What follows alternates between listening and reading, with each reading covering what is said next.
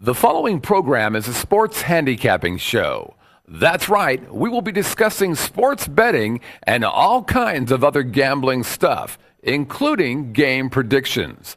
As you know, not every bet will win, but we do our best. Feel free to use this information at your own risk, and remember, wager wisely, folks.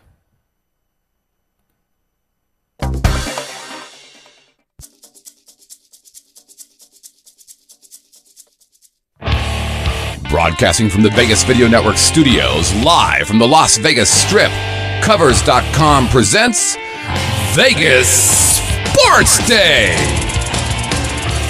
And now from the sports betting capital of the world, here are your hosts, Teddy and the Professor.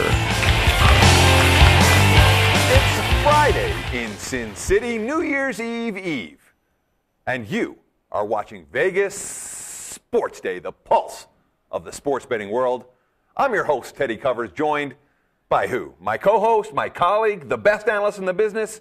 Call him what you want. The Professor, Dave Malinsky. It's a tough opening to follow. Bob Seger is over at Mandalay Bay, which means so will we be in just a couple of hours. So that means it's time to take some old records off the shelf. Coming up today, we've got a college basketball team that wants to turn the page on a bitter revenge opponent. When we head to the NFL on Sunday, could we have a team that could defend Tim Tebow pretty well if their defensive game plan is still the same? And on Monday, as we break down the bowl showdowns, we think the very best thing for your pockets will come when we start working on our night moves. Oh, Dave, you're going against the wind right here with these Seeger references. Should be a good time at the show tonight. You found one. Yeah, I don't think I could think of. But bottom line, lots happened last night on the hardwoods, in the bowl action. What's your first take for a New Year's Eve? Changing the guard out here on the West Coast. One of the things we had wondered about with the Lakers, we talked earlier in the show about how they're going to have difficulty on the boards a little bit, difficulty scoring. They don't have great point guards. But could they D up, because it looks like that's the one thing this roster does bring, with Mike Brown and his defensive designs. Mike Brown, arguably one of the better defensive coaches in the NBA, already learned under Greg Popovich. You know, we've seen the last two Laker games at home, almost flawless fundamental defense. And what happens when you do that? When you're getting in the right place all the time, when you're making the offense work hard in the half court, sometimes you see offenses simply wear down. You don't hear this talked about very much. You talk about pressing teams wearing opponents down, but good, hard half-court defense mentally wears on an opponent. The Knicks had no punches left when you got midway through the third quarter last night, very little to throw in the fourth quarter. They got worn down by how hard they were having to work against that Laker defense. Part of this is the Knick problem, not having a great point guard. But the other part, too, is the Lakers already buying in to the Mike Brown system for this particular roster. That is going to be their best way to win. Unfortunately, watching the Laker game, a lot of it was after watching Washington-Baylor. And I think I know, Teddy, I think I do, after all these years, where you just might be going with your first take. No, I'm not going to talk about Washington-Baylor. You know, why would I talk about that game? Not going to talk about it. Why would I talk about the fact that I had a dog that was more than a touchdown and they scored 56 points and I didn't cover? Not going to talk about it. No, I'm not going to talk about the missed field goal. What was it, a 43-yarder indoors? We're not going to talk about the Baylor made two-point conversion when they weren't supposed to go for two in that instance. We're not going to talk about the fact that Baylor covered the spread on a play. You know, hey, you got to run up the middle 3 times. Can you tackle somebody once? You know they're going to do. No, we're not going to talk about that. All Baylor trying to do, run out the clock when they busted yet another long run up the middle. And we're certainly not going to talk about the freshman defensive tackle, Danny Shelton, number 71, who was trying to make a play on the last kick return and, of course, fumbled it back when there was all kinds of time to get through the back door. No. Not going to talk about any of it. Not going to talk about Baylor. Not going to talk about any of it, Dave. What I am going to talk about is email, because we haven't had a chance to answer emails on this the show this week. And I wanted to mention one from My Clips, who sent it in and basically told me to stop screaming. You know, enough with the Vegas Sports Day. Enough with the money time. And we've gotten mixed feedback on this. There are those of you out there that think Malinsky is dreadfully boring and I need to liven up the show with some energy. And there are those of you out there who think Malinsky is perfect and I need to tone it down to fit in with him. So keep the emails coming. I don't know what the right answer is. You tell us. That's the right answer, and that's my first take. Thanks for the email, Mike Lips, and at least for the last show of 2011, hey, I'm toning it down. We did a mellow Vegas sports day at the top, and maybe we'll do a mellow money time. Don't know yet. We haven't gotten there.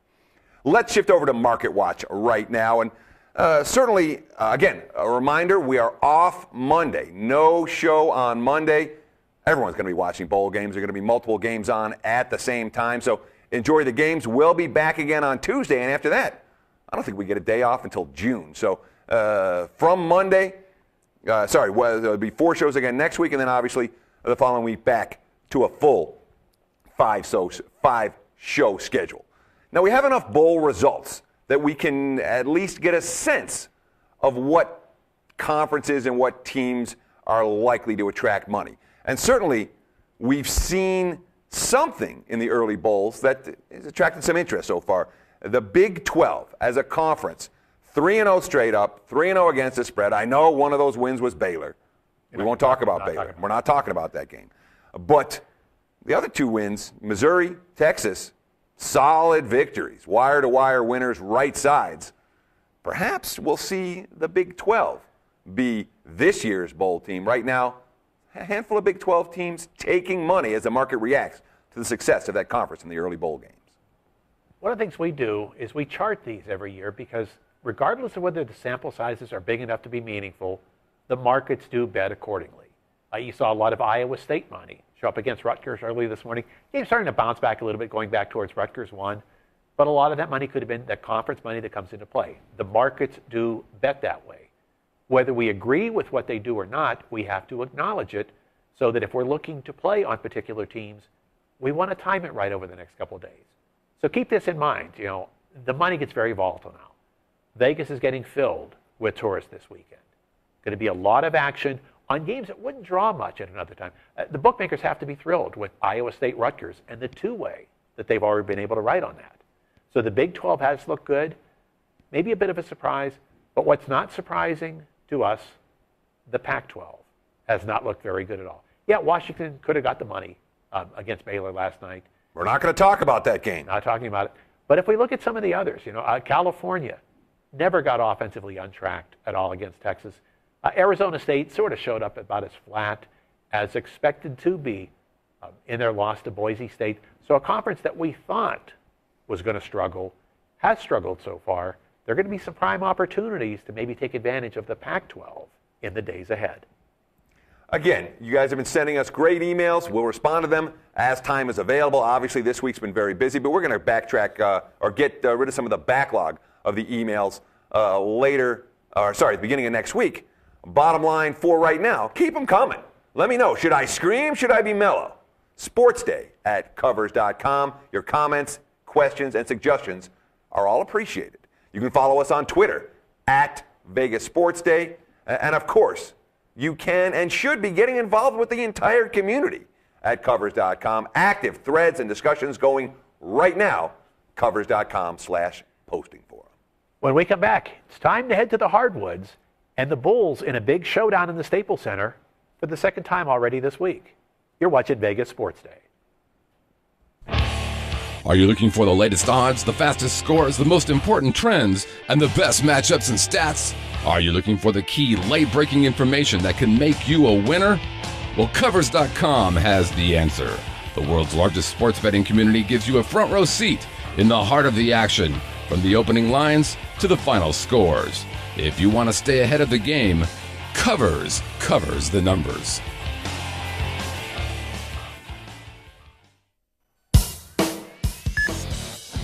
Oh, hello there.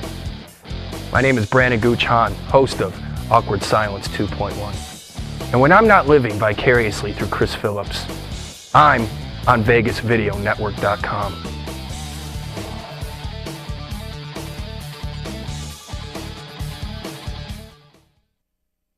Okay, guys, it's money time.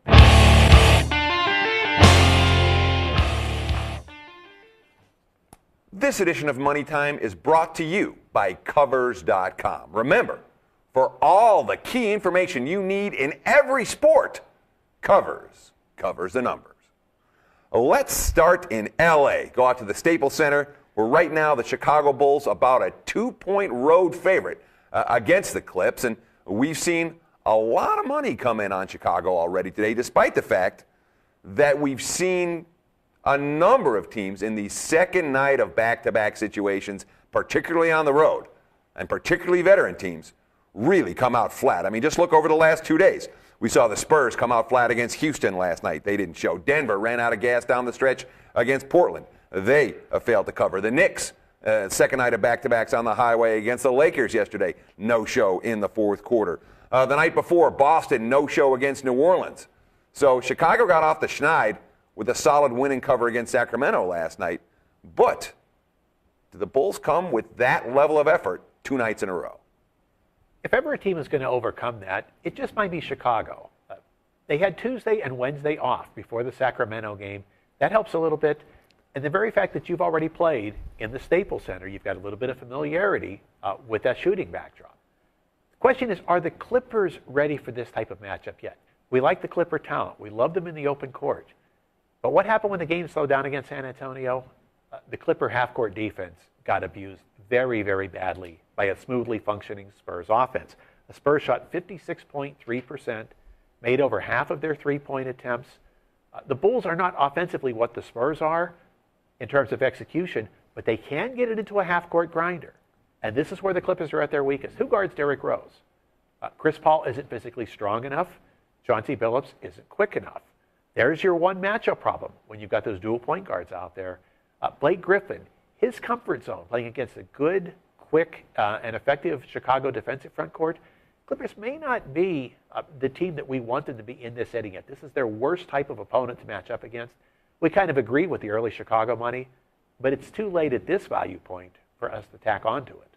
Yeah, it certainly has that pick-em type feel, last possession ball game type feel. At +2, +2.5, I'd probably be more interested in the Clippers side. There is something worth noting here, though, and you just wonder if the market's, as you mentioned, Dave, a little bit ahead of the Clips right now because of all the hype they've gotten. Their defense may not be there. And let's not forget, when it comes to winning games on the road, the Chicago Bulls have been not just good, they've been outstanding. Already taking 2 out of 3 on this road trip, and last year winning 26 out of 41 times on the highway. I believe that was third in the NBA, behind only the Miami Heat and the LA Lakers. Nothing to be ashamed of being behind those two teams in that category. Let's switch to the Saturday college baskets and a big-time showdown in Kentucky. We've got Louisville at Kentucky, battle for in-state bragging rights. Early projections, Kentucky about a 7.5 or a -8-point favorite. Disappointing matchup for us, because when we talked about Georgetown, Louisville on this show earlier in the week, noted that Georgetown, it would be no surprise at all if they went in and won straight up.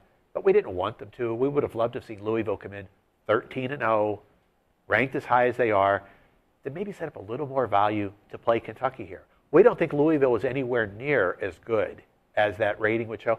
It's a case of Pitino getting a lot of mileage out of a team that's had a lot of injuries, just patching it together and getting kids to play very, very hard, which you can do against a weak schedule. But they only had one road game so far. That was a trip to Butler. We know Butler is way down this year.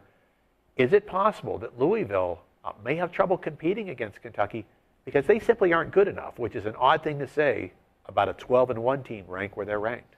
Well, again, early season records, if you're trying to make wagers based on a one-loss record from non-conference results in November and December, you're probably going to have a hard time trying to figure out which teams are good, which teams are bad. Dave, you and I have made some money betting against the Illini this year, a team that started out 10-0 but wasn't as good as that record. This Louisville team isn't as good as the 12-1 might indicate, and that was clearly on display in that straight-up home loss to Georgetown. What did Georgetown do? Once they broke the press, these offensive numbers are tremendous. They shot 23 of 48, including 7 of 11 from three-point lands. And again, no easy transition buckets there, no fast break points at all working the half-court sets against that Louisville defense. Louisville shot just 41.7% in that game, and they only had 2 fast break baskets for the entirety of it. So when Louisville isn't creating the turnovers, when they face a team that can handle their pressure, their half-court defense wasn't very good, and their own offense wasn't very good because they weren't getting those easy transition buckets. Now, this Kentucky defense, It's really good. They're holding opponents under 40% for the season so far. 112 blocks as a unit in 12 games. And when we look at Kentucky, not necessarily the deepest squad you're going to find, only 7 players averaging 10 minutes per game, but 6 of those 7 players averaging double figures in scoring. No one plays more than 31 minutes, and 4 of the 6 averaging 2 assists or more per game. So here's what we have to appreciate in terms of this type of matchup. When you look at the records, you think about where the programs have been, is it possible that the first 6 players in the Kentucky rotation are better than any player that Rick Pitino has on his roster? Yeah, you talk to NBA scouts, it's not only possible, that's probable. So in a game where Louisville has to press to be effective, that's tough when the other team's got so much better talent. Kentucky's got a lot of big guys who could throw over top of the press, possibly attacking the basket for easy scores. And as Teddy talked about, when Louisville doesn't score in transition, their half-court offense doesn't really have a go-to player yet. Kentucky's half-court defense has been smothering. We're not accustomed to laying a favorite in this type of rivalry. We're certainly not accustomed to laying points into Rick Pitino because his teams always scrap hard. They're backdoor candidates. But at a line down in single digits, Kentucky just might be a whole lot better than Louisville right now. Let's go to New Year's Eve in Cincinnati. Great matchup on the hardwoods as the Xavier Musketeers. Look-ahead line says they're about a 2-point favorite over Gonzaga. And now, finally, it hasn't been that long, but Xavier back to full strength. We know what happened, plenty of publicity for what happened at the end of that Cincinnati game. The suspensions have now been worked through, and after losing 3 in a row early on in the suspension process, Xavier, now they're back from Hawaii, they're rested, they're ready, and they're going to be at full strength to take on a Gonzaga team that they've been pretty good, but maybe they've overachieved a little bit too so far, Dave, huh? You want to talk about motives. And when we mentioned turn the page in our tease at the start, Xavier wants this one. Got beat 64-54 on the road against Gonzaga last year. They think they got jobbed. First half of the game, both Kenny Freeze and Jamal McLean, their 2 top big men, got in early foul trouble. For the game, Gonzaga goes 30 for 34 at the free throw line. When the 2 big guys were out in the first half, Xavier falls behind by 11, gets out rebounded 21-8. No offensive rebounds in that entire first half. Again, they feel they got jobs. So now here's that ability to prepare, to have that extra focus. Now let's take a look at where this game might be decided, because in an earlier postmortem, we talked about how good this Xavier defense has been. Went into full lockdown mode in end games against teams like Purdue, against Cincinnati, just shutting down the opposition and not allowing anything easy to happen at crunch time. Well, who's going to attack them? Gonzaga's got 2 freshman guards. That's not what you want going up against Drew Holloway and against Mark Lyons. Those guards have only played 1 road game together in their career. That was a loss at that Illinois team that Teddy just said is very overrated. And note, in that Illinois game, Gonzaga, 16 turnovers, only 10 assists. We may look to Xavier knowing that if it's close late, give us the defensive pressure of those guards into that young Gonzaga backcourt that hasn't seen anything like this on the road yet. Yeah, and especially when we're talking about a Xavier team that felt they got quote-unquote hosed or jobbed or however you want to call it in the road loss last year. Xavier's A-game is good. It's really good, and I wouldn't be shocked at all to see them bring their A-game against the Zags tomorrow night. When we come back, it's time to shift to the Sunday NFL board where the playoffs for a bunch of teams are already going to be getting underway. You're watching Vegas Sports Day. Let me know when I'm live. Hi, everybody. This is Bridget Magnus of Getting Real Estate in Vegas, and you are watching the Vegas Video Network.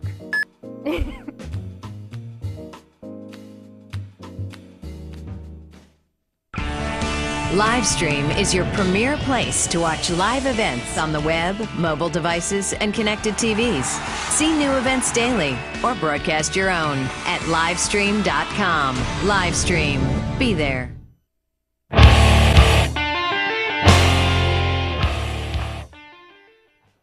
Let's go to Green Bay, where the playoffs aren't starting for either of these 2 teams just yet, but the betting markets seem to think that they are. Right now, Detroit -3 on the road in a place they haven't won in more than a decade. Total 46.5. And the thought process behind this point spread is that seeding matters for Detroit. It makes a difference whether the Lions are going to have to travel to San Francisco or New Orleans in Week 1, or whether they get to face the Giants-Cowboys winner in Week 1 of the postseason. If you look at anyone's power ratings, either New Orleans or San Francisco, a good notch or two higher than that for the Giants or Dallas. So the markets seem to think that Detroit very focused on the task at hand. I'm not so sure that's the case. Here's a quote from Nate Burleson, a Lions wide receiver. Quote, "If we go out there and play very well, maybe some guys can shut it down in the third or fourth quarter. I'm sure Green Bay is thinking the same thing. There are certain guys who are on the bubble trying to decide if they want to play or if they'd rather be in a position where they can take off the helmet and shoulder pads in the third or fourth quarter. So we're thinking the same thing. Obviously, in the postseason, health is more important than ending the regular season on a good note." Reason they bring that up, Calvin Johnson has been missing practice this week. He's got a strained Achilles. With the wind chill expected to be in the teens in Green Bay on Sunday, no guarantee that he's going to go out there for the full 4 quarters. You don't want to risk that. You got a couple of defensive linemen, Corey Williams and Nick Farrelly, who've missed back-to-back days of practice. So the Lions do have some decisions to make. That yes, we could possibly have an easier game next week by winning, but we have to come back next week, win or lose, so we want to position our team best the right way. Same thing Mike McCarthy has to do at Green Bay. His team has next week off. So while this line is trying to say, well, the Lions need to win, the Packers need nothing, McCarthy will sit a lot of players, well, that would mean McCarthy would be giving a lot of starters 2 consecutive weeks off. Sometimes you don't want to do that. Here's McCarthy's take on this. We found this interesting during the week. We are preparing everybody to play. That was the message in the team meeting today. And the second message is that this is the first opportunity in the history of the Green Bay Packers to sweep the division. So we have an excellent opponent in the Detroit Lions coming here to Lambeau, and we are going to do everything we can to win the game. Now, that doesn't mean Aaron Rodgers is going to play the full game. We think Rodgers will start and play some. Matt Flynn has been giving extra reps with the first team in practice this week. He will play. We just don't know how much. But the idea that the Packers are going to completely lay down and not compete at all, that's not really what we're reading coming out of Wisconsin. And you look at the stats for this one. I mean, sometimes stats lie, sometimes they tell the truth. This one, I think, is telling the truth. For the season, Green Bay has 326 first downs. They've allowed 326 first downs, offense and defense equal. They've gained 5,932 yards. They've allowed 6,010 yards. Virtually even. They've been actually outgained slightly. And yet here are the Packers, 14-1. They've taken advantage of their opportunities, and they've won the turnover battle, just like they did in the first meeting between these two teams on Thanksgiving Day, where Matthew Stafford, he might have played his best game of his career last week against San Diego when they really stepped up. The game on Thanksgiving, I'm not going to call it the worst game of his career, but it certainly wasn't one of his better ones. 3 INTs in that loss, and Detroit never really in it. Perhaps a chance to get the monkey off his back with the victory here, but on the other hand, if Green Bay doesn't lay down, despite the stats, the Packers are the better of these two teams. Let's go to Cincinnati in what really is a playoff game. The Ravens, 1.5-point favorites, total 38 over the host Bengals. Bengals win, they make the playoffs. Ravens win, they at least clinch the division championship and a first-round bye, and an outside chance if the Patriots have lost to the Bills earlier in the day, they could be playing for the home field advantage throughout the AFC playoffs. So both teams are going to bring it. That means we start at the very top here. Before we talk about stats or matchups, who's more capable of playing well under this kind of pressure? Baltimore's been there an awful lot. Cincinnati? Not yet. And note that this year the Bengals have played 6 teams that would qualify for the playoffs. If the playoffs started this week, Bengals go 0-6 in those games. In the division showdowns against the Steelers and the Ravens, they go 0-3 straight up, 0-2-1 against the spread. So the starting point here, Baltimore's got the experience, the Bengals don't, except on the road this year, we haven't seen much of that Baltimore experience. No, on the road this year, we've seen Baltimore stink. Repeatedly. It hasn't happened once or twice. We're talking about losses to Tennessee, who the Titans, maybe they're still alive for the playoffs. At best, we'll call Tennessee a mediocre team. They lost to Jacksonville. Jacksonville's a bad team. Seattle, again, slapped around in these games, losing to the Seahawks. We'll call Seattle mediocre. And then remember what happened when they stepped up against a team that's fairly good, San Diego. That was a game Baltimore needed. That was a game Baltimore wanted. That was a game Baltimore prepared for. They were never in it. They got absolutely destroyed by the Chargers on Sunday Night Football. I've seen enough out of this Ravens team this year. I don't think they are Super Bowl material. I don't think that they are the best team in the NFC or AFC North Division. And a lot of that has to do with my criticisms of Joe Flacco, who has been mediocre, may even be too good. He's been bad for extended stretches throughout the course of the last 10 weeks or so. Baltimore's only covered 3 points. Despite being this division winner and knocking off Pittsburgh all these times, they've been a consistent money loser for anyone who's been supporting them. But, as Dave mentioned, there are issues on the Cincinnati side as well.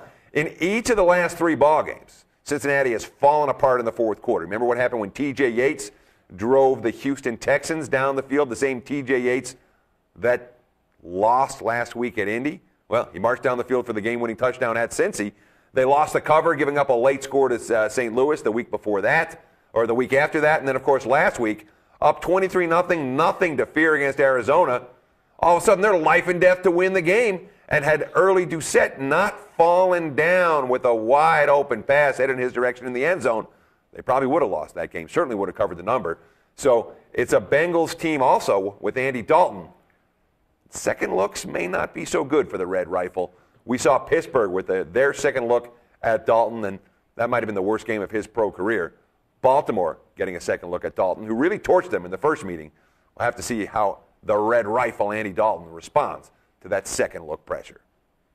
I think the inability of Cincinnati to play well late in games speaks a lot about that experience level and a lot about a coaching style of playing not to lose instead of playing to win.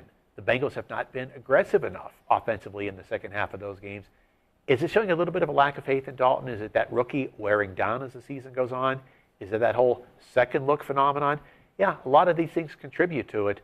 Those that as disappointing as Baltimore has been on the road this year, if it's a close game in the fourth quarter, let's still look to that experienced team to stay calm, stay collected, and if not take the game away from the Bengals, certainly not give it away to the Bengals. Let's go to Denver, where right now the Denver Broncos minus 3.5, total of 37 against the resurgent, revitalized Kansas City Chiefs, who managed to lose a game in overtime last week that killed their own playoff hopes. But is this the Kyle Orton revenge game? Orton, who took over from Tyler Palko, and all of a sudden the Chiefs offense started to move a little bit. He moved the team last week versus Oakland, 21-36, 300 yards, but 2 INTs in that ballgame. He did not finish drives. Kind of the same problem that plagued him with the Broncos. But here, Orton's got a chip on his shoulder, right, Dave? So much fun drama here, in this one. And it would be so ironic if Kyle Orton becomes the guy to knock Denver out of the playoffs. And he certainly can. I'll tell you what's been really interesting the last 2 weeks. Kansas City beat Green Bay. Not just a scoreboard result that shows the Chiefs had more points. They beat them. They outplayed Oakland. 69 pass attempts for Orton the last 2 weeks. No sacks. And the key to what Denver's done defensively all year has been their ability to rush the passer. If they can negate that pass rush, teams have been able to throw on the Broncos secondary of late. Question for Denver is now you've got that same pressure similar to what we talked about with Cincinnati. You're a young team, a lot of guys who haven't been under this situation before, been outscored by 50 points over the last 7 quarters. So what does that do to your psyche? That's a big question for Denver. Second part, too, is when we talk about second looks. Probably as significant against Denver as any team in the NFL because what they're doing on offense is so unique. There's only been 1 second look so far. The San Diego Chargers, they held Denver to just 1 touchdown the second time around, and that's a game that extended into overtime. Kansas City defended Denver very well the first inning. Arguably, they had tactically the best defense anyone's played. Denver got 1 touchdown, 1 home run pass that they hit in that game. Outside of that play, about 250 yards. Romeo Crennel had a good game plan. Will Crennel's game plan, to quote our friend Mr. Seeger, be still the same in this rematch? Crennel has been very good at adjusting game plans, and I'm sure he's going to do some switches for Tebow, just as John Fox will make some adjustments facing KC the second time. But it's definitely worth noting this Broncos team throughout this run, and it has been a fairly remarkable run from a team that came into the season really through the first 5 weeks, I had the Broncos among the bottom 5 teams in my NFL power ratings, and they weren't there, obviously, over the second half of the campaign. But one thing that Denver has not done, they've not been able to win games by margin. They've not been able to pull away. They've not been able to take advantage of what I consider to be, along with Miami, the 2 weakest home fields in all of football. That hook loomed large if you bet the Broncos against Chicago at home. Might loom large here as well. Let's go to Sunday night in the Meadowlands, where it really is playoff time. The battle for all the marbles in the NFC East. Giants right now a 3-point favorite over Dallas, total 46. We did mention earlier in the week, it's not quite winner take all in that the Giants only need a tie to advance. Dallas must win the game. Yeah, ties are pretty unlikely, but it's one time where it could come into play if they go to overtime because Tom Coughlin can manage his game accordingly. Quick rematch from a game played in Dallas a couple of weeks ago, and what a dramatic finish we saw there. Cowboys up 34-22, less than 4 minutes to play, couldn't make a stop. End up losing 37-34. The final Giant touchdown drive caps a night in which they had 510 yards of total offense in Dallas without a single sack. Now it's rematch time. And remember, we did a postmortem on those Ryan Dallas defenses that have not played as well as they thought they were going to. Does the defense play better the second time around? Do they have an edge? Or do the Giants simply have some weapons that the Cowboys can't cope with? That's the starting point. Well, I mean, when we look at the recent series history between these two teams, nothing but shootouts. 37-34 in the first meeting. As you mentioned, Dave, all those late touchdowns from the G-men in the last 4 minutes of the game where Dallas only forced them into 1 third down on those last 2 drives. And that, of course, was a 3rd and 1, which is probably a benefit for the offense in a situation where they could take a shot down the field and then come back and go for it on 4th down. 37-34 in that meeting. Last year, 33-20, 41-35, explosive offensive games. In 2009, we've got 31-24 and 33-31. Again, explosive offensive games. For whatever reason, these two teams, both with balanced attacks, have been able to move the ball very effectively up and down the field when they face one another. I don't know that it changes in this game. I mean, we talked, Dave, you talked a moment ago about the issues with Rob Ryan's defense, and there are all kinds of issues there. But Giants defense, too, has had problems, particularly in their secondary all season long. The pass rush likely to be there this week in a way that it wasn't in the first matchup. Justin Tuck's healthy. Osi Umenyiori is healthy. But if Romo can avoid the pressure, he's going to have open receivers downfield. And any questions about Tony Romo's health in terms of his hand after he slapped it on a helmet last week, well, those questions have been answered with some great quotes that Dave found from various Cowboys. Let's look at the way that the other players talked about Romo throwing in practice this week. We start with Jason Witten. He said, I couldn't tell any difference than normal. I go to Laurent Robinson. He had a lot of speed on the ball. I couldn't even tell he was hurt. Romo's practicing with a compression glove. It's able to keep that swelling down. So far, so good. But it may not be the injury that's impresses, playing through that impresses most about Romo. Look at this poise down the stretch. Since November 1st, 18 touchdown passes, only 2 interceptions, both in the same game against Miami on Thanksgiving Day. He's played with a lot of poise. People talk about these Romo late season failures in the past. No, he's stepped up. He's gotten the job done this year. He led the team to what should have been a win over the Giants in that first meeting. It was the defense that let him down. As we get closer to game time, maybe that +3 looks attractive to back Romo in this offense, and that we don't think the home field advantage is that big between these teams. Teddy knows how high scoring those head-to-heads have been.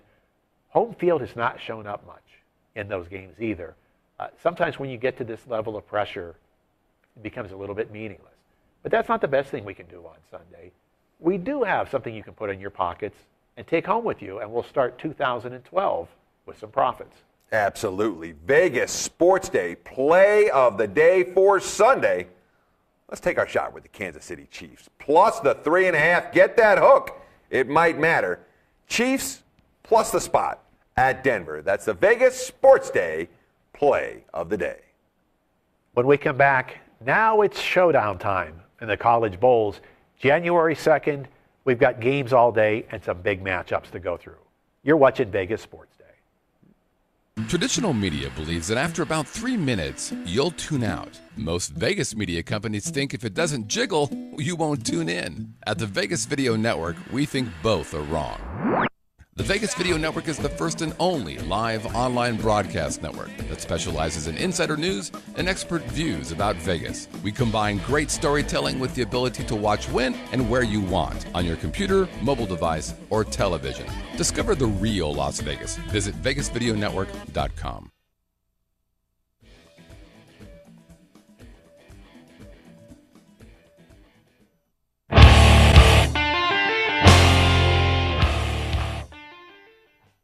Let's go to Dallas on New Year's Day. After New Year's Day, it's January 2nd, of course, the bowl games this year. And right now we're looking at the Houston Cougars -7, total of 56.5 against Penn State. And this is a point spread that says basically Penn State's not going to show up. Penn State's not going to be ready. The Joe Pa scandal, it's still lingering in the background. Tom Bradley issues still remaining. Is the team going to come? The Matt McGloin locker room fight. All of these factors are definitely included in this number because if you really grade these two teams out on what they did over the regular season, Penn State could be favored in this game, right, Dave? Yeah, one reason why it also filled out at 7 instead of those 6 and 6.5 that were out there, Matt McGloin still hasn't practiced yet since that locker room altercation. But is the line supposed to move for that? Robert Bolden still may be better than McGloin in the long run, especially against this class of defense, where a mobile quarterback particularly helps.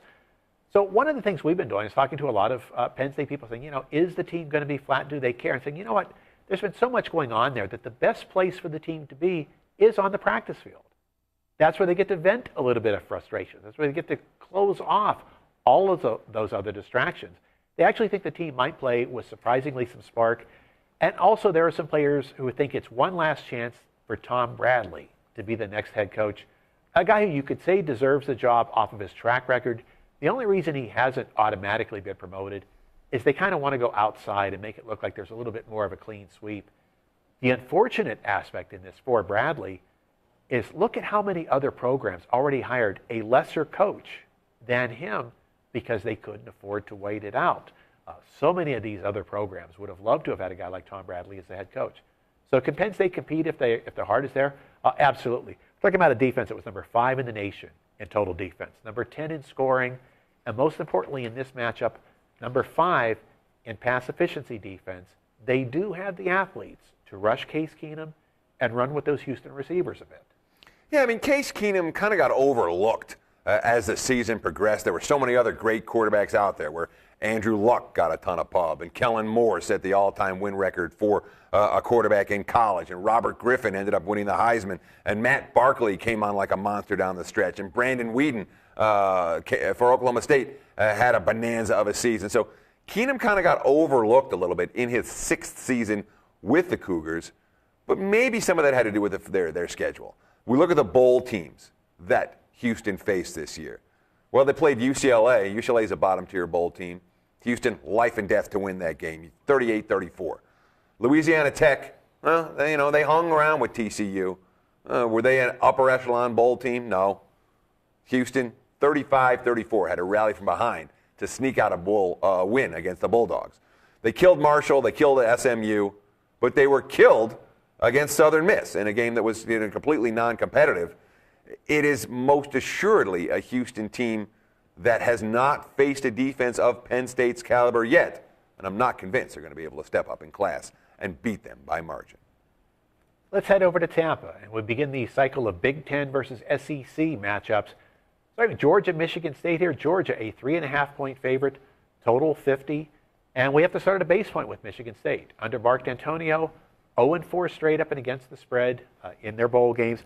0-4 straight up, 1-3 against the spread. Twice facing SEC teams in this type of matchup. They lose both of those games in double figures, just outright embarrassed versus Alabama last year. It looks like Michigan State is a little quicker this year. Maybe they can match up a little bit better against an SEC opponent this year. But is that really the case yet? Well, it's a good question, but there are questions on the Georgia side as well. I mean, Georgia had a great end to their regular season. Obviously, after the first 2 losses to open up the campaign, they reeled off 10 consecutive victories prior to their SEC championship game loss to LSU, but it was worth noting in all three of their losses, the same kind of thing happened. Georgia got smacked in the mouth, and they just kind of wilted, especially in that SEC championship game. I mean, Georgia dominating LSU. LSU did nothing through the air the entire game. Their offense couldn't get on track, and yet a one punt return touchdown and the momentum shifted, and Georgia had no answer. It was like they were leaderless on the field. The confidence wasn't there against LSU. That game for me was a real kind of a game changer in terms of my thought process about this Georgia Bulldog squad. And you don't want to look at one game and say, well, first of all, Michigan State's not LSU. You don't look at one game and say, oh, well, that's just their character. But we saw the same thing against Boise in the opener. We saw it when they dominated South Carolina. South Carolina still found a way to beat them in week number 2. That's what's happened when Georgia's been tested this year. They simply haven't responded well. Here where we can go with this one. If there are some questions about Michigan State handling SEC speed or questions about Georgia's quality, let's look at these defenses for a total sitting at 50. Unique in that both of these teams upper echelon across the board. Total defense, Georgia number 3 in the nation, Michigan State number 5. Rushing defense, Georgia 9, Michigan State 12. Pass efficiency defense, Georgia 4, Michigan State number 10. Scoring, Georgia number 17, Michigan State number 9. Very rare that we see a 50 out there with teams that show this kind of ability. That may be where we look come game day. Let's go to Orlando, where right now South Carolina minus 2.5, total of 46 against the Nebraska Cornhuskers in Orlando. And I know where I'm not going in this game, Dave. I'm not going to the Nebraska side. This Cornhuskers team has underwhelmed me repeatedly so far this year. You look at their step-up games. What happened away from home? Well, they went to Wisconsin and Michigan. They were outscored by a combined total of 93-34 in those ball games. They beat Ohio State, but remember that game. Don't just look at the final score and say, oh, they beat Ohio State. No, they were down 27-6 at home against the Buckeyes, and then Braxton Miller got hurt. Nebraska got some momentum, and they kind of stole one that they probably deserved to lose. And they barely got past Penn State on an awful week for the Lions, a week where the Nittany Lions were under the intense media scrutiny. Nebraska stinks. I think both sides of the football. So my choice here, the only way I can look is towards the Gamecocks, but can I trust them, Dave? We've had this lament with some of the other bowl matchups that play on teams who are against each other. Now here's the opposite. We'd like to play against both of these teams if they were up against someone else. Look at these South Carolina seniors and their bowl track record. 0-3 straight up and against the spread, losing to the spread by 46 points. They have not managed their time well. Steve Spurrier has not had good game plans for these bowl settings. Now we'd have to lay points into Nebraska. On the appearance of South Carolina had a better season, but here's the problem with that appearance. It was the luck of the draw for South Carolina in SEC play. LSU, Alabama, they avoided both of them. Even having avoided the two best defenses in the country, the offensive numbers weren't very good.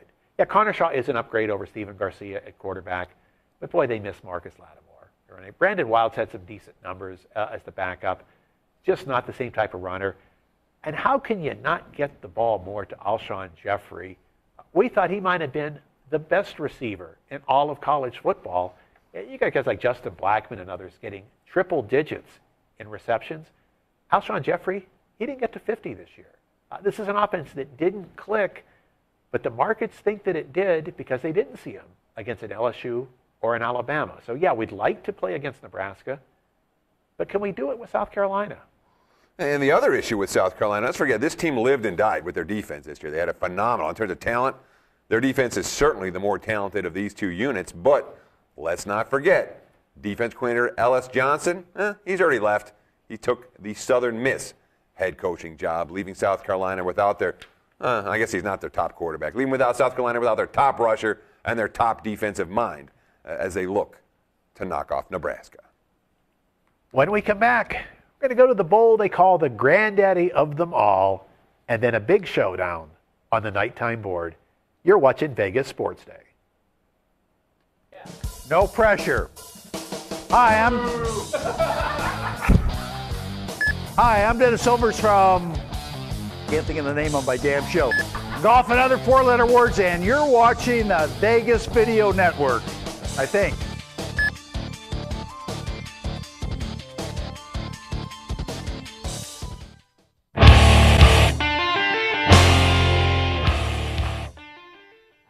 Yes, this is probably going to be the longest edition of Vegas Sports Day in the show's history.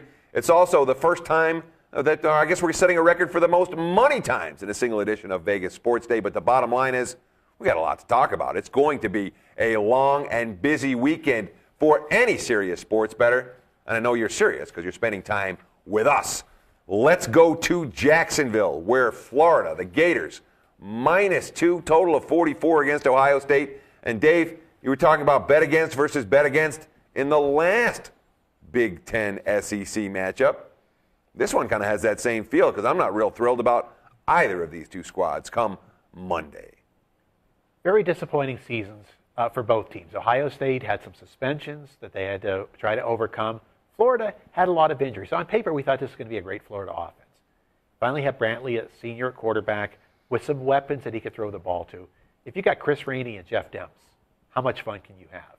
But they were hampered. All three of those players were hurt, and they had Charlie Weiss on the sidelines. And we've talked about Charlie in our postmortems before.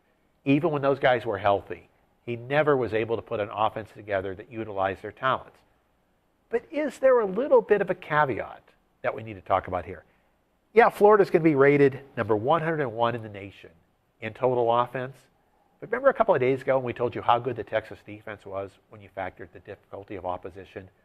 Let's look at this Florida schedule of the defenses that they faced. Alabama, LSU, Georgia, South Carolina, and Florida State. For our money, those were 5 of the top 8 defenses in all of college football.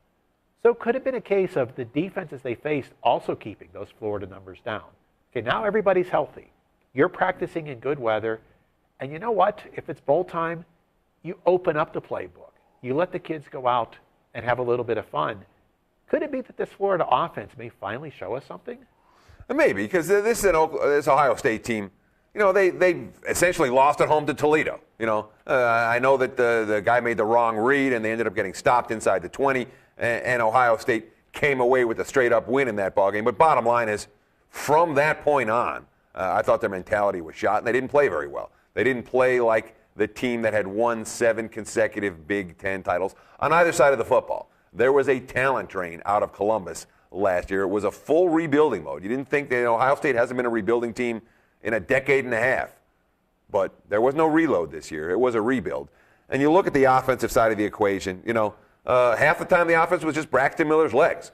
Their passing game wasn't there. 8 of the last 10 games, Ohio State failed to complete half of their passes. And yes, they'll be taking a step up in defensive class here. Make no mistake about it. The Florida Gators defense as good or better than anything you're going to find at the Big Ten level.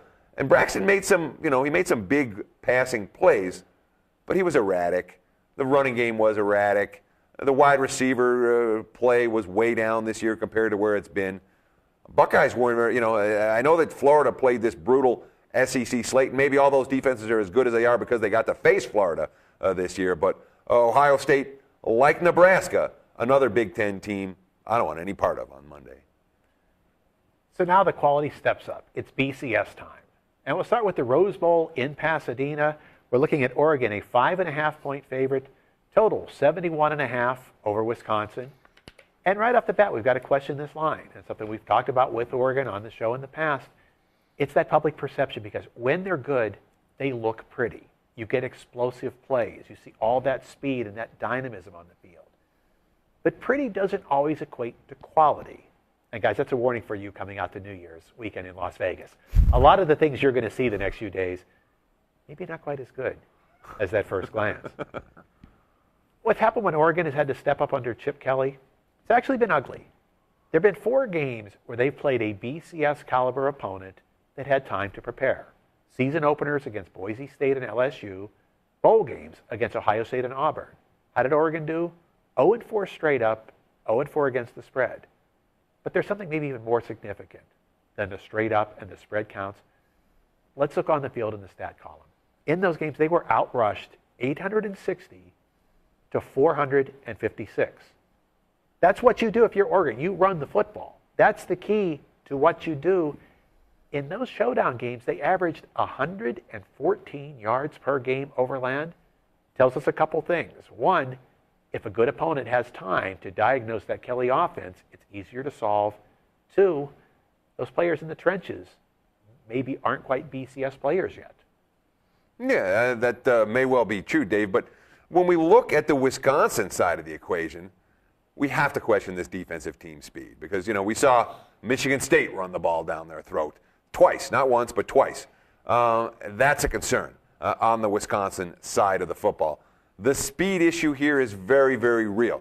The Badgers didn't face a whole lot of no-huddle looks. They were able to get players on and off the field, change their defensive packages throughout the course of the regular season.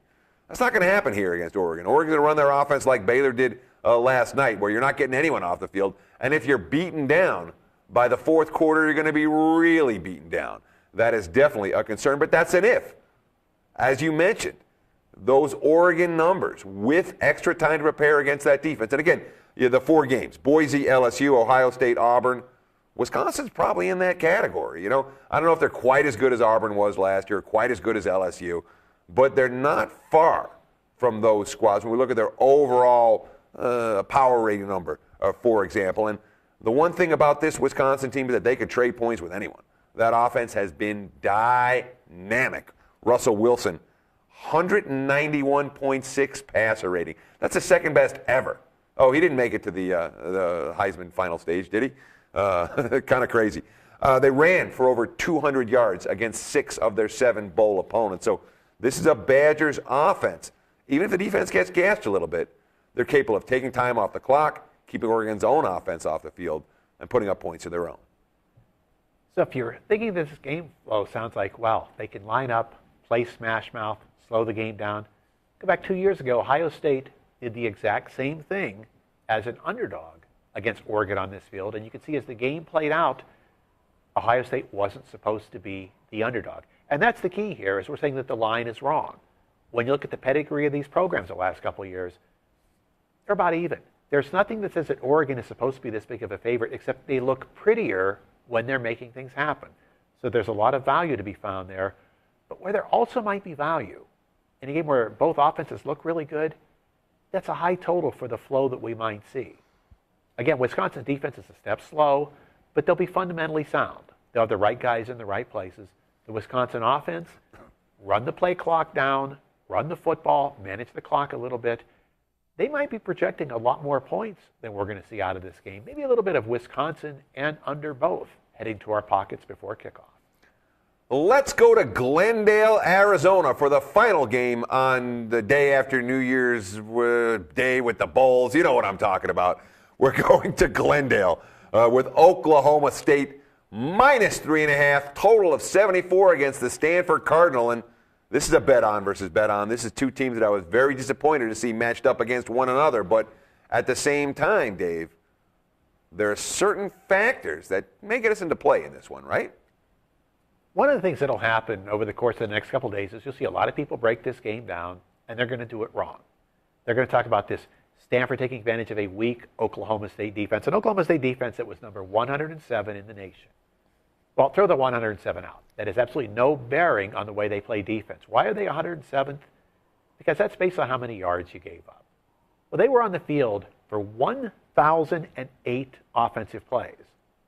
Mark that down, 1,008. Now, the number 1 defense in the country, Alabama, they were on the field for 676. See a little bit of a difference there?